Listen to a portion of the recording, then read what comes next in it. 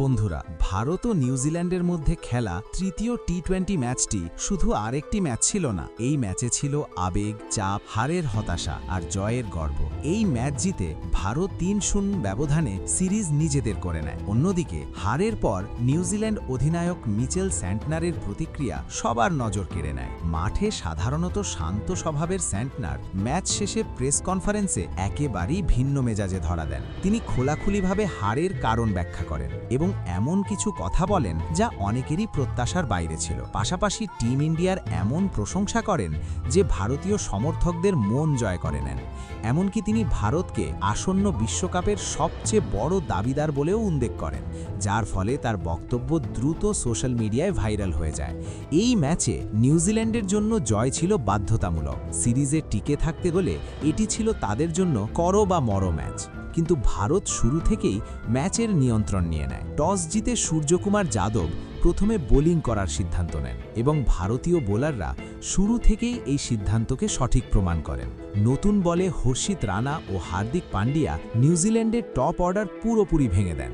Devon Conway, Rachin Rabindra ও team Seifert পাওয়ার প্লের মধ্যেই প্যাভিলিয়নে ফিরে যান। ফলে নিউজিল্যান্ডের শুরুটা ছিল ভীষণ দুর্বল। পাওয়ার প্লের পর কুলদীপ যাদব ও রবি বিষ্ণোই মাঝের ওভারগুলোতে রান গতির ওপর সম্পূর্ণ লাগাম টেনে ধরেন।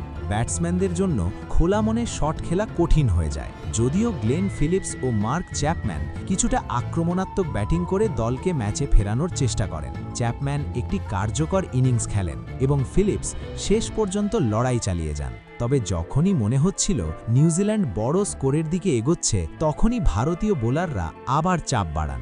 রবি বিষ্ণোই গুরুত্বপূর্ণ সময়ে চ্যাপম্যানকে আউট করেন, আর হার্দিক ও হর্ষিত মাঝের ওভারে চাপ বজায় রাখেন।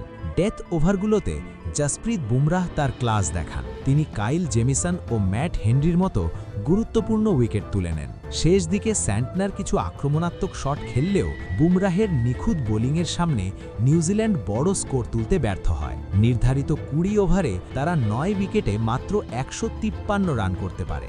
সামগ্রিকভাবে ভারতীয় বোলারদের শৃঙ্খলাবদ্ধ ও আক্রমণাত্মক পারফরম্যান্সই ম্যাচের সবচেয়ে বড় পার্থক্য গড়ে দেয়। লক্ষ্য তাড়া করতে নেমে ভারতের শুরুটা কিছুটা চমকপ্রদ ছিল। প্রথম বলেই সঞ্জু স্যামসনের উইকেট পড়ে যায়, কিন্তু এরপর ঈশান কিষান ও অভিষেক শর্মা এমন বিধ্বংসী ব্যাটিং শুরু করেন যে নিউজিল্যান্ডের সমস্ত পরিকল্পনা ভেস্তে যায়। দুজনই ভয়ে ডরহীনভাবে সব বোলারের উপর আক্রমণ চালান। ৪ ও ৬-এর বৃষ্টিতে মাঠের চারপাশ মুখরিত হয়ে ওঠে। মাত্র ৩ ওভারেই ভারতের স্কোর পৌঁছে যায় ৪৯ রানে। এরপর ভারত আর কোনো ঝুঁকি নেয়নি এবং আত্মবিশ্বাসের সঙ্গে ম্যাচটি সহজেই জিতে নেয়। এই জয়ের সঙ্গে সঙ্গে ভারত ৩-০ ব্যবধানে সিরিজ নিজেদের করে নেয়। ম্যাচ শেষে প্রেস কনফারেন্সে মিচেল স্যান্টনার স্বীকার করেন যে ভারত সব বিভাগেই নিউজিল্যান্ডের চেয়ে ভালো খেলেছে। তিনি বলেন, পাওয়ার প্লেতে দ্রুত উইকেট হারানোই তাদের হারের বড় কারণ। হর্ষিত রানা ও হার্দিক পান্ডিয়ার নতুন বলের বোলিংয়ের প্রশংসা করেন তিনি। পাশাপাশি কুলদীপ যাদব ও রবি বিষ্ণোইয়ের স্পিন বোলিংকেও কৃতিত্ব দেন তিনি, যারা মাঝের ওভারে ম্যাচ পুরোপুরি নিয়ন্ত্রণে রেখেছিলেন। বুমরাহকে তিনি বর্তমান সময়ের সেরা বোলারদের একজন বলে উল্লেখ করেন। ভারতীয় ব্যাটিং নিয়ে স্যান্টনার বলেন, ঈশান কিষান ও অভিষেক শর্মা শুরুতেই ম্যাচ নিউজিল্যান্ডের হাত থেকে বের করে নিয়েছেন। মাত্র কয়েক ওভারে এত দ্রুত রান তোলা যে কোনো বোলিং ইউনিটের আত্মবিশ্বাস ভেঙে দেয়। তিনি আরও বলেন, এই মুহূর্তে ভারত একটি খুবই ভারসাম্যপূর্ণ দল। শক্তিশালী টপ অর্ডার, ম্যাচ জেতাতে সক্ষম মিডল অর্ডার এবং সব ধরনের পরিস্থিতির জন্য উপযুক্ত বোলিং আক্রমণ রয়েছে তাদের।